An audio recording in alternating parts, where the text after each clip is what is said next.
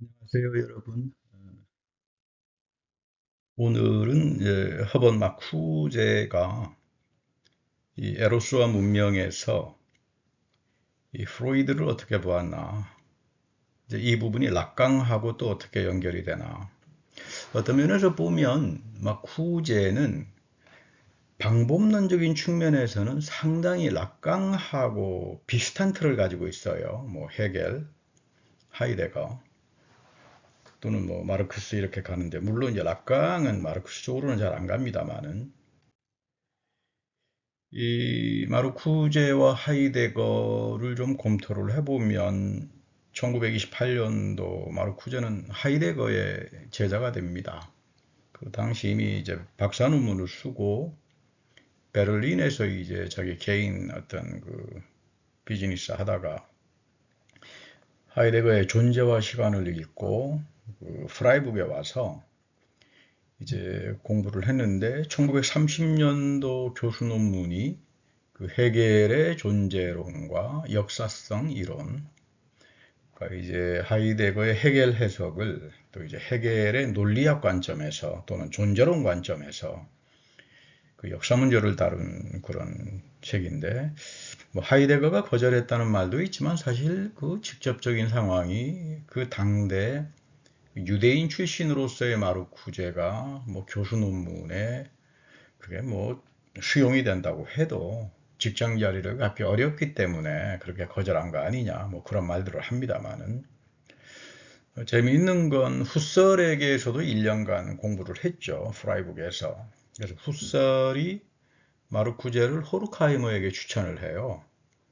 그래서 1933년도 미국에 이주한 프랑크푸르트 학파 사회연구소에 참여하면서 특별히 이제 마르쿠제가 미국에서 아주 뭐 굉장한 사회운동에 영향을 미치는 사상가로 등극을 하게 됩니다. 그 하이데거의 나치관여 문제 때문에 이제 마르쿠제는 존재와 시간 자체를 읽어보면 실존이라고 하는 개념이 상당히 억압적이고 던져져 있고 어둡다.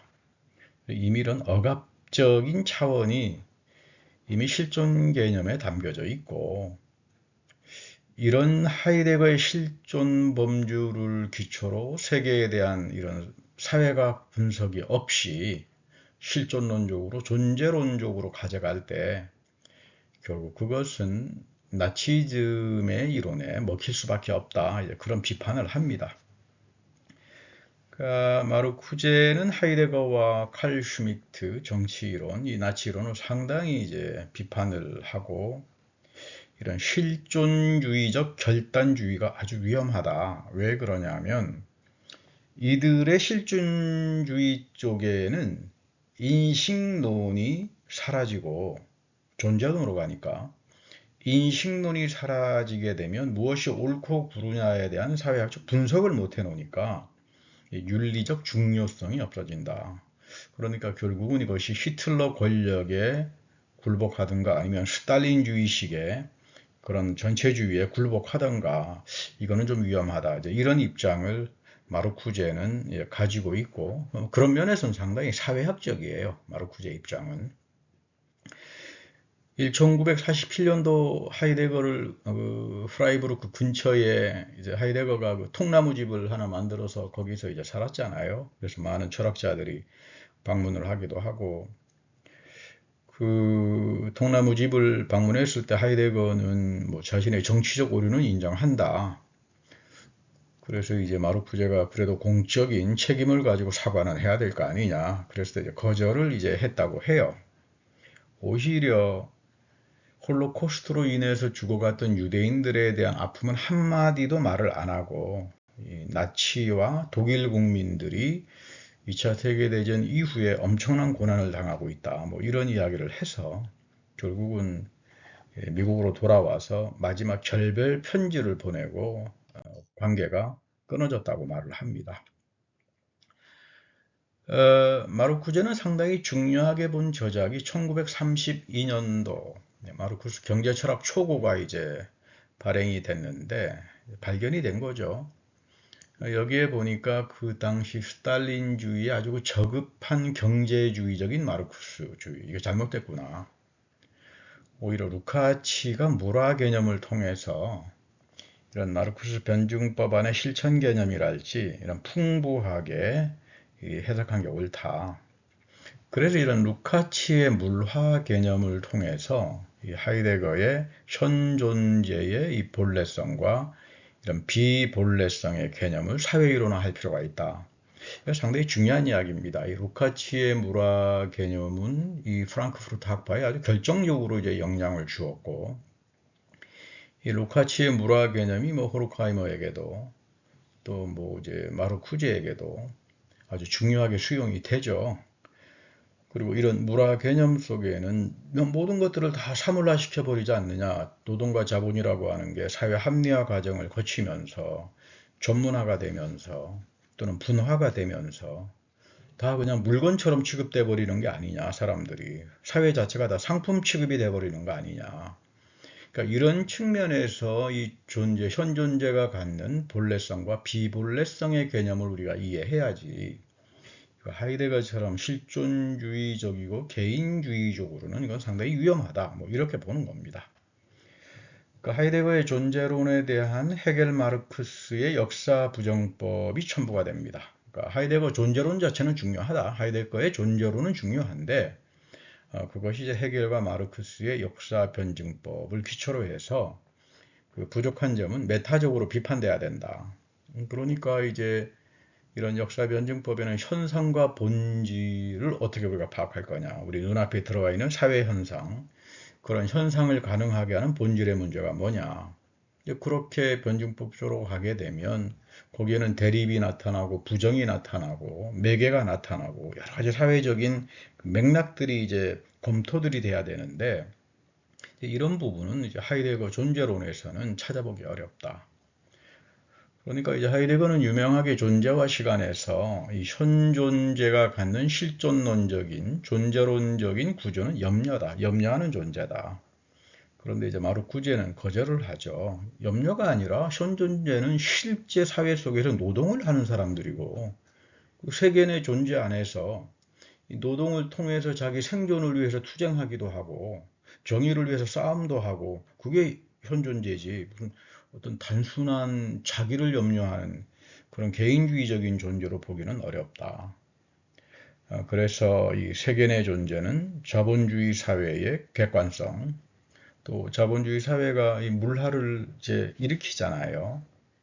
그러니까 마르크스는 이제 자본 일권에서 상품이 물신적으로 숭배당한다. 그러니까 자본주의 사회는 이런 생산력을 통해서 상품이 사회화가 되기 시작하면 결국 상품을 물신으로 숭배하는 사회가 되는데 여기서 물화라고 하는 것이 집단적으로 나타난다. 사회적으로. 집단적으로 물화의 영상. 그러니까 단순히 노동소외뿐만 아니라 사회 자체가 모든 인간 현존재들을 소외시키고 물화를 하면서 이제 이런 부분들을 이 사회적 존재론으로 재해석할 필요가 있다. 그러나 재밌는 것은 마르크스와 하이데거가 공유하는 점은 존재는 의식에 앞서 있다. 현존재가 나의 의식보다 앞서 있잖아요. 우리 하이데거 같은 경우는 뭐 이 부분 때문에 아주 홍렬하게 격렬하게 후설의 인식, 의식, 현상학 여기 비판하고 이제 현존재가 앞서 있다 이렇게 갔는데 그거는 마르크스도 마찬가지죠. 의식을 결정하는 거는 사회적인 존재다. 존재가 의식을 결정하는 거다. 이런 부분에서는 마르크스와 하이데거가 나름의 공유점이 있지 않느냐. 뭐 이게 이제 마쿠제가 보는 그런 존재론입니다. 사회적 존재론이라고 이야기할 수 있겠죠. 현존재는 노동을 그리고 물화를 기초로 물질적인 필요 또는 욕구 충족의 삶에서 비로소 본질적인 의미를 갖는 거다. 그러니까 이제 하이데거가 유명하게 존재론적인 것, 존재적인 것, 뭐 이렇게 구분을 했는데 온톨로기슈 또는 온티슈 이런 거는 오류가 있다. 헤겔 변증법의 현상과 본질의 관계 속에서 사회화가 되고 이 안에 대립과 무엇이 대립이 되며 어떤 계급이 역할되며 무엇이 부정을 하게 되고 그러면서 이 본질과 목적의 빛에서 항상 사회는 내재적으로 비판돼야 된다. 이게 이제 다시 말하면 노동 카테고리냐 아니면 염려의 카테고리냐 이런 그 대립으로 나타난다고 볼 수 있습니다. 이 도구적 합리성이라고 하는 거 중요합니다. 이 하이데거가 뭐 중요하게 이야기하는 페어팔렌 빠져있다. 비본래성으로 빠져있다. 익명의 일상인들이 이 비본래성으로 빠져있으니까 잡담이나 하고 남에 대해서 험담이나 하고 전혀 비본질적인 이런 비본래적인 삶을 이제 산다. 그래서 상당히 비판적으로 보는데 이제 마르쿠제는 그 부분은 이제 노동 소외와 물화 과정에 포섭이 돼 있어서 그렇다. 일상인들의 잡담이라고 하는 게 이제 이렇게 좀 더 사회적으로 발전시키는데 그 재미있는 것은 하이데거의 기술 비판이에요. 그 하이데거는 그 글을 읽어보면 기술에 관한 고찰이라고 1953년도에 그 유명한 글인데 기술 과학이라고 하는 것을 도구적 합리성이다. 전부 다 도구적인데 빠져버리기 때문에 그건 뭐 더 이상 전격적으로 근대의 자연과학 이런 걸 거부해 버리죠. 오히려 이 데카르트랄지 뭐 또는 갈릴레이랄지 뉴턴의 그런 근대 과학 물리학은 아리스토텔레스가 말하는 목적의 차원에서 그래서 오히려 고대 그리스인들은 테크네라고 하는 기술은 과학 기술이 아니라 하나의 그 시적이고 장인과 같은 그래서 이제 시적인 거다. 그래서 시적인 것으로 돌아가야 한다. 뭐 이렇게 이제 이야기를 합니다만은 그런데 이제 마르쿠즈도 상당히 아리스토텔레스에 대해서는 전문가죠. 특히 이제 아리스토텔레스가 하이데거에게서도 뭐 상당한 영향을 미치지만 거의 뭐 해겔은 아리스토텔레스 철학을 갖다 놓고 역사 변증법화 시키잖아요.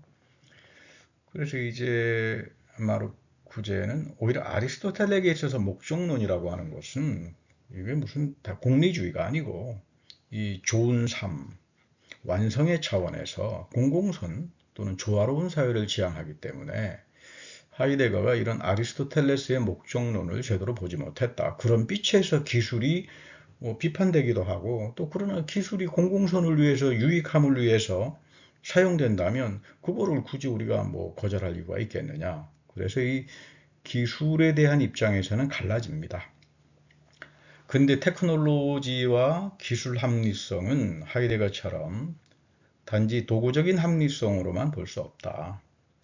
보다 나은 사회를 위해서 이거 사용될 수 있고 여기서 상당히 재미있습니다. 자크 락강은 하이데거의 기술관을 거의 뭐 추종하다시피 해요.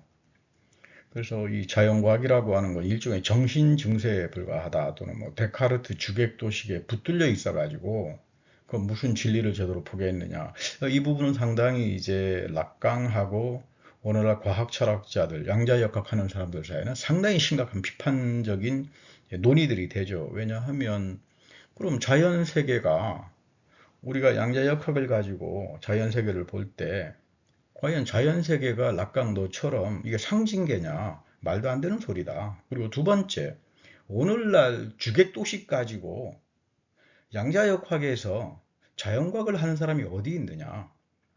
이미 뭐 하이젠베르크에 의해서부터 벌써 주객도식이라고 하는 건 다 깨져버리고 사람이 수학을 가지고 자연의 세계를 접근한다 그러더라도 10% 정도밖에 이해 못한다. 오히려 자연과학이 끌어가는 것이 아니라 자연이 살아있는 물 자체의 세계가 그 과학자의 관찰을 지배하는 거지. 이렇게 되면 상당히 심각해집니다. 그러니까 닐스 보어 같은 경우는 그 하이데거하고 이제 그 간접적으로 비판적인 논쟁하면서 칸트가 옳다라고 이야기하죠. 칸트의 물 자체 모른다 우리가. 이렇게 되면 하이데거 존재론에서는 칸트를 해체했다. 형이상학의 문제를 하고 이야기하지만 오늘날 하이데거는 자연과학에 대해서 무식했고 칸트가 제대로 본 사람이다. 이렇게 뒤집어져 버리기 때문에 우리가 중요한 거는 뭐 누가 누구를 해체했다. 어떤 대가가 끝났다. 이렇게 말한다는 것은 그건 거의 어불성설에 가까워요. 사유라고 하는 거 그렇게 쉽게 그 도매금처럼 한두 마디로 이제 넘어가지가 않습니다.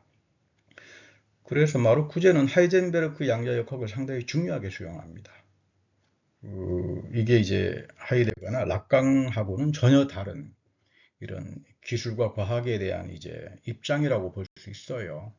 이런 맥락에서 보면 마르쿠제는 상당히 후설의 영향을 받았다. 후설은 뭐 수학자고 전문 수학자고 갈릴레이의 수학화를 비판하지만 이 생활 세계 속에 여전히 또 중요한 새로운, 그러니까 이제 우리 뭐 후설 같은 경우는 생물학을 굉장히 중요하게 봤어요. 인간의 원초적인 생의 근원이 생물학이기 때문에 갈릴레이식으로 자연 세계를 수학하는 건 문제가 있지만 오히려 더 원초적으로 풍부한 생의 원리를 보여줄 수 있는 것들은 생물학이다. 그래서 이제 마르쿠제는 그 후설의 그 위기, 그 생활 세계에 대한 그 아티클을 상당히 중요하게 보고 하이데거하고는 전혀 다른 방향으로 과학의 문제를 봅니다. 마르쿠제가 볼 때는 문명이라고 하는 것은 죽음의 본능과 죽음의 본능이 있고 또 반사회적인 충동들, 자기 마음대로 하고 싶은 그 쾌락 원리들 있잖아요. 그 쾌락 원리를 억압하면서 발전되다가 보니까 이게 리비도가 억압이 돼버리죠. 그러다가 어느 순간 잘못 터져 나오면 이런 허언증 증세랄지 또는 망상증에 빠져가지고 반사회적인 그 일들을 이제 저지르는데, 이게 잘못되면 근대 사회의 병리 현상은 참담하게 귀결될 수 있다. 뭐 자연이 파괴되고 세계대전이 일어나고 파시즘이 발흥하고 뭐 대량 살상 무기들이 나타나고, 이거는 진보의 어두운 역사죠. 그러니까 우리가 진보라고 하는 양측을 다 봐야 된다, 이런 어두운 역사가 있고, 이런 진보라고 하는 역사에는 항상 죽음 충동이 같이 따라다닌다. 그러니까 이런 비억압적인 사회와 해방을 위해서는 이 프로이드적인 정신분석으로 절대로 충분하지 않다. 왜냐하면 정신분석이라고 하는 것은 사회 문제를 전혀 분석하지 못하니까. 그래서 이제 사회이론, 비판이론 또는 사회학 이론을 이제 수용을 하는 거예요, 마르쿠제는. 그러니까 오이디푸스 컴플렉스라고 하는 건 그거는 거의 전혀 틀린 이야기고, 그저 상징적으로 우리 자본주의 사회가 갖고 있는 지배와 억압의 차원에서 뭐 그런 의미를 갖는 거지, 오이디푸스라고 하는 이론을 갖다 놓고 전 인류에게 갖다 씌우는 거는 그거는 뭐 환상에 불과하다, 이렇게 거절해 버립니다. 두 번째는 이 테크놀로지의 목적이 뭐냐, 그 목적에 비춰서 이 자본주의의 사회 그리고 그 기술 도구성 지배 방식을 비판한다. 우리가 어떤 기계를 만든다면 기계라고 하는 건 무슨 뭐 관심이 있는 건 아니잖아요. 그 기계를 가지고 어떤 사람들이 사용하는가, 그건 누구를 위해서 봉사를 하는가, 이런 그 지배, 사회의 정치 지배적인 방식을 비판하고, 특별히 마르쿠스가 1932년도 쓴 그 경제철학 초고에 보면 아주 유명한 말이 나옵니다. 이 자연의 인간화, 자연이 인간화가 되고 또 인간이 자연화가 되는 이제 이런 부분, 이런 측면에서 마르쿠스는 기술이라고 하는 걸 상당히 중요하게 봤죠. 사회주의 사회로 넘어가려라도 기존의 과학기술을 통한 생산력, 어떤 생산 양식의 그 부의 기초로 해서 보다 더 고차적인 그 사회주의 사회로 이행하면서 이게 공공선으로 분배가 돼야 된다. 이제 이런 부분을 상당히 이제 마르쿠제는 중요하게 봅니다.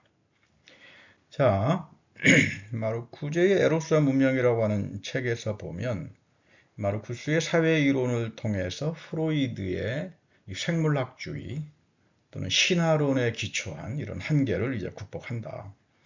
그러니까 락강의 하이데거 프로이드 해석과는 전혀 이제 다른 방향을 취한다고 볼 수 있습니다. 이 마르쿠제에게 상당히 중요한 개념은 수행 원리예요.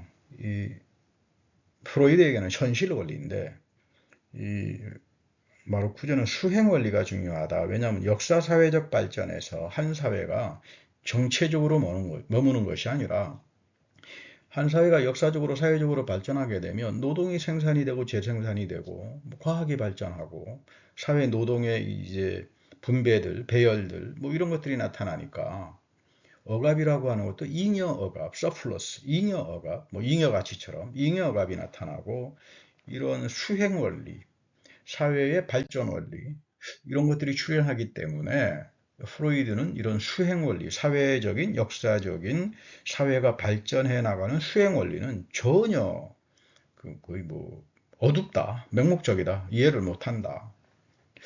그래서 이제 이 노동이라고 하는 소외된 노동, 기술, 그 다음에 자본을 통해서 지배화가 되는 이 노동의 지배 속에서 어떤 수행 원리가 나타나느냐.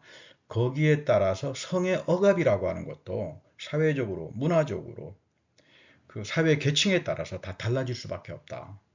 뭐 그런 면에서 이제 마르크스와 프로이드의 이 두 개념을 좀 비판적으로 접합시키는 것이 이 마르크주의 입장이고, 특별히 뭐 이런 부분은 에로스와 문명보다는 1차원적인 인간, 그 1차원적인 인간에서 상당히 기술 문제, 현대과학의 문제, 거기서 이제 하이데거가 갖고 있는 기술관에 대한 이제 문제, 거기하고 아주 집중적으로 이제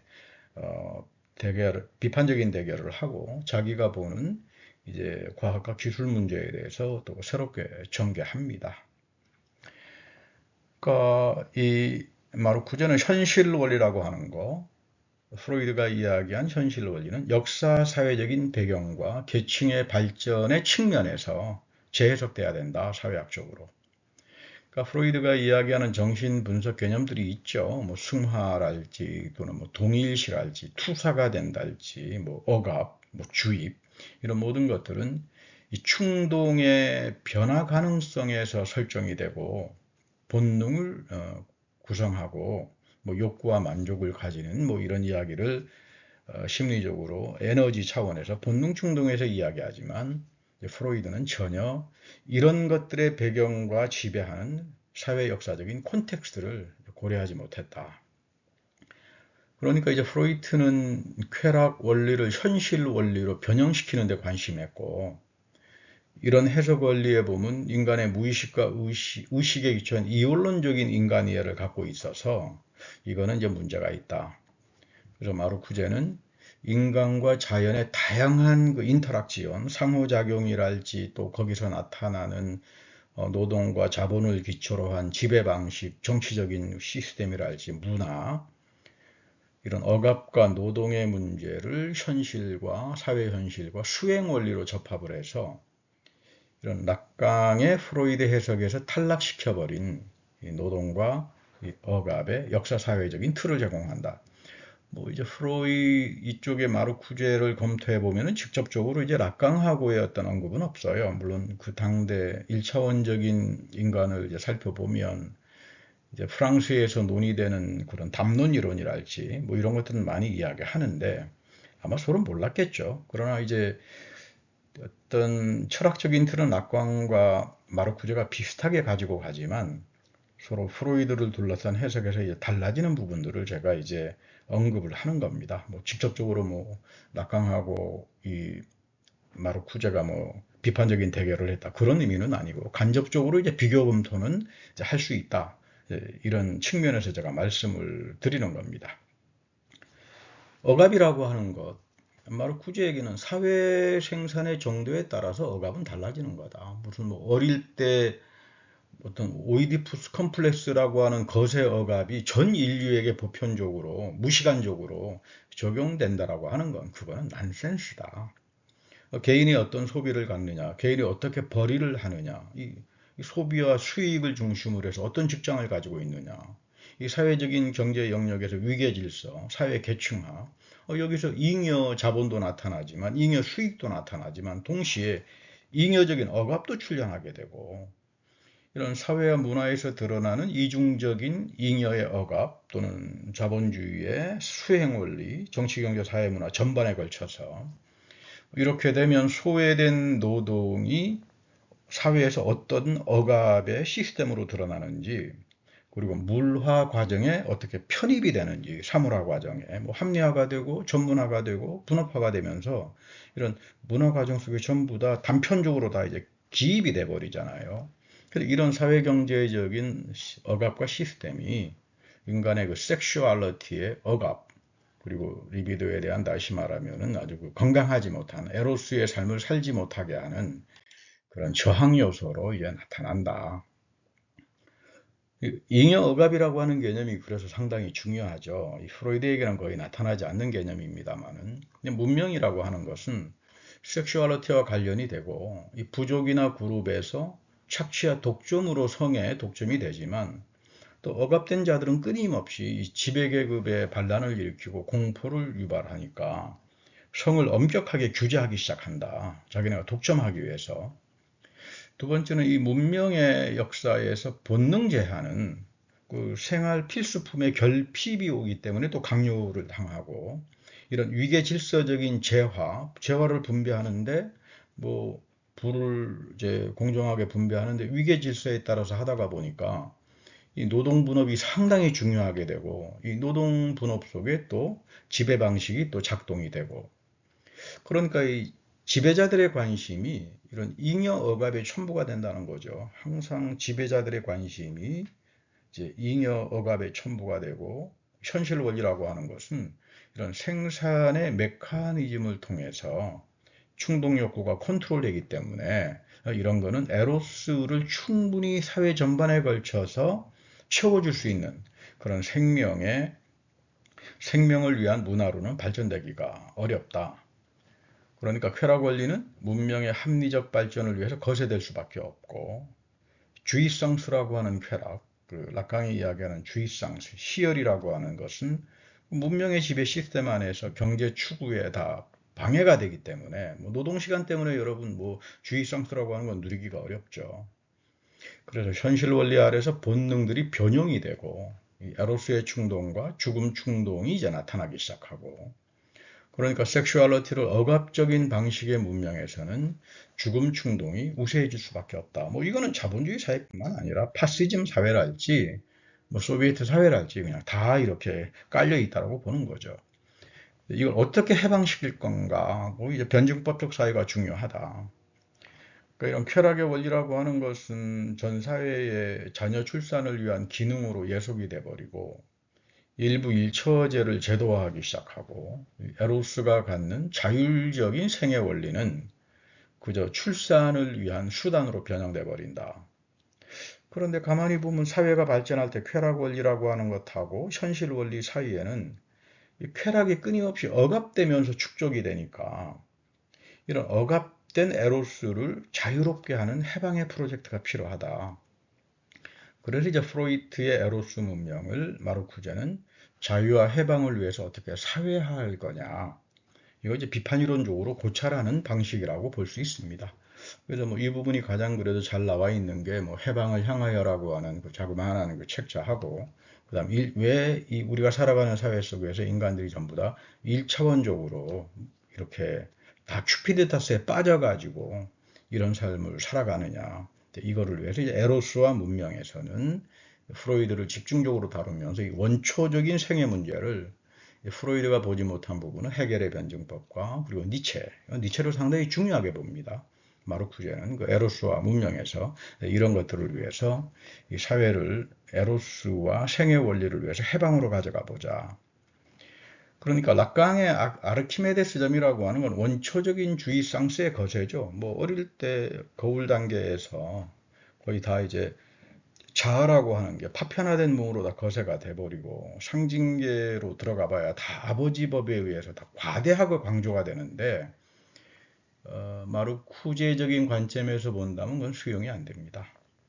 이 상징계가 아버지 법에 의해서 어떻게 다 과도 강제를 해가지고 될 수 있느냐, 사회 영역에 대한 정확한 치밀한 모든 정치사회, 경제사회, 문화사회에 대한 사회학적 분석 없이는 그렇게 심리학적으로 그렇게 거대 담론을 할 수 없다. 상징계라고 하는 거. 뭐 이 부분은 또 과학 철학이나 또는 자연과학자들이 아주 신랄하게 락강을 이제 비판하는 내용이죠. 인간과 문화가 이제 계통적으로 발생하는데, 여기서 나름대로 합리적인 사회 조직은 의미 있게 만들어질 수도 있다. 우리가 자연에서 사회로 들어올 때 단순히 어가만 있는 건 아니다. 작업 안에는 인간이 자연 안에서 뭐 전혀 힘이 없는 존재들이니까 뭐 약육강식이 팽배한데, 사회 조직을 하면서 나름대로 생을 지키기 위해서 그런 의미 있는 사회 그 조직이라고 하는 것을 무시할 수 없고, 일방적으로 뭐 대타자의 억압이다, 아버지의 이름으로 다 지배한다. 이거는 하나의 이건 픽션에 불과하다. 뭐 이렇게 보는 겁니다. 그러니까 락강의 잉여주의 스상스를 합리적인 사회분업과 수행원리, 노동과 자본의 그리고 자본주의 사회가 발전되는 수행원리, 그리고 어떤 지배 방식이 이런 것들을 컨트롤하느냐 이런 것들을 이제 비판적으로 분석한다. 그러니까 락강은 하이데거의 영향을 많이 받아서 나는 존재하지 않은 곳에서 생각한다 뭐 이렇게 말을 하지만 오히려 마르쿠제는 헤겔 변증법의 영향을 많이 받아서 나는 생의 원리를 실현하기 위해서 존재한다 뭐 이렇게 표현될 수 있을 겁니다. 이 본질과 현상이라고 하는 건 상당히 중요하죠. 이 살아있는 존재는 역사사회적인 상황에서 본질과 현상에서 대립이 나타나고 부정이 돼야 되고 또 투쟁으로 출현하는데 이런 헤겔의 변증법은 역사 경험적인 내용을 담고 있다. 그러니까 진리는 생물학적으로 무슨 뭐 주의상스 억압이랄지 오이디푸스 컴플렉스랄지 이렇게 결정되는 게 아니다. 역사적으로 발전하면서 결정되는 거다. 락강의 주의상스는 그 뭐 대타자의 욕망으로 절대 환원될 수 없다.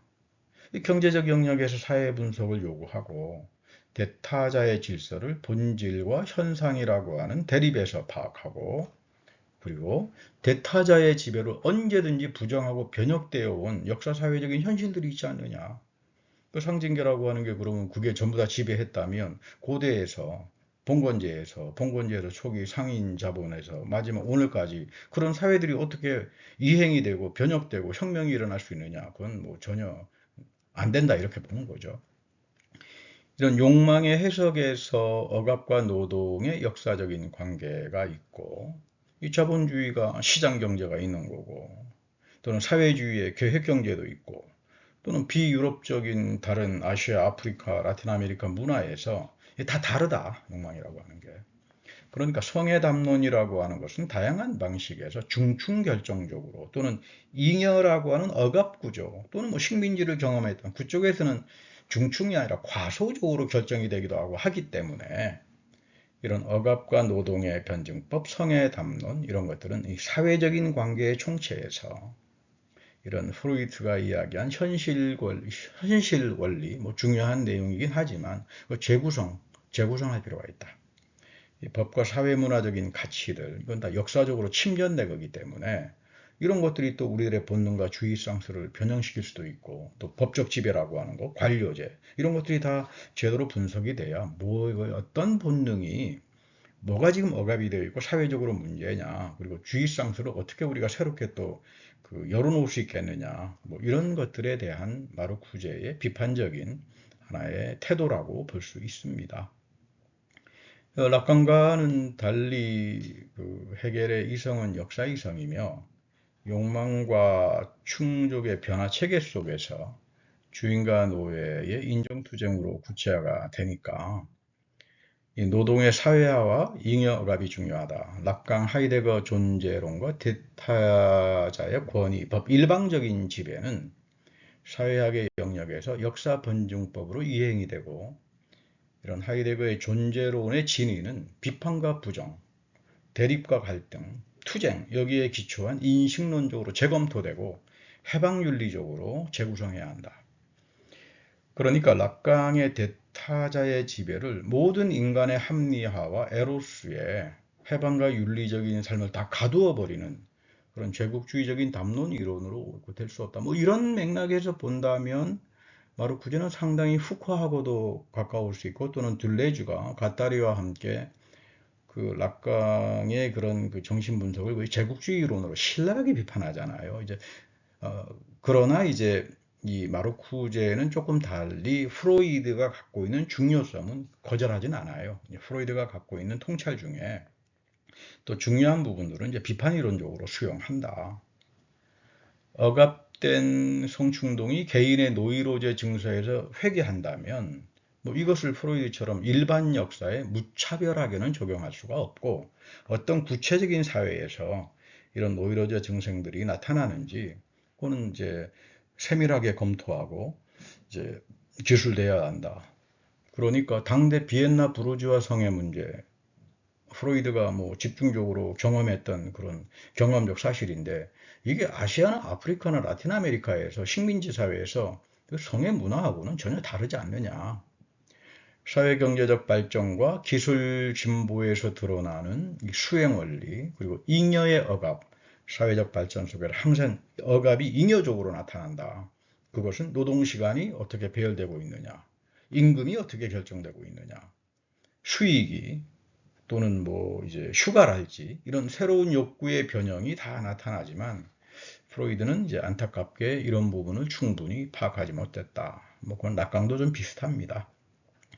그래서 노동의 일반화와 사회 합리화 과정에서 잉여 억압이 어떻게 나타나나 또는 수행 원리가 어떻게 한 사회에서 누가 지배를 하면서 이런 성을 컨트롤하고 억압하고 이런 부분들이 좀 사회학적으로 재검토될 때 이런 프로이드가 갖고 있는 중요한 통찰과 그리고 마르크스가 갖고 있는 사회이론하고 또 비판이론하고 서로 접합이 되고 이제 그런 맥락에서 프로이드를 많이 이제 마르쿠제가 비판하지만 또한 이제 마르크스가 갖고 있는 또 약점도 비판하고요. 그렇게 해서 이제 에로스 원초적인 생애 원리로 채워진 문명을 어떻게 우리가 특별히 이제 미국 사회에서 가져가 보겠느냐. 뭐 1960년대 엄청난 영향을 미쳤죠. 이 마르쿠제의 헤겔 마르크스주의 뭐 그래서 이제 미국 학계에서도 이런 영향이 상당히 깊고 그래서 우리가 흔히 생각하기에는 뭐 미국은 뭐 헤겔하고 마르크스가 무슨 상관이 있느냐 그러는지는 모르지만 여기에 대한 전문가들은 참 많아요. 그리고 뭐 이제 이런 학계에서 상당히 중요하게 논의가 되고 이제 그런 부분들 또 이게 바로 사회운동하고 연결이 되고 뭐 이런 것들이 좀 더 나가면 흑인들의 섹슈얼리티 문제 이거 상당히 심각하죠.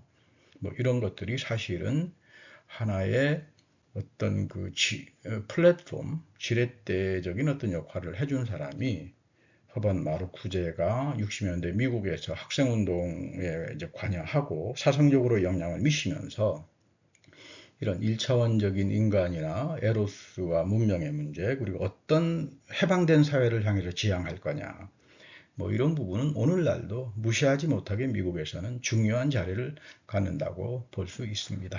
예, 오늘은 이 정도 하겠습니다. 여러분 감사합니다.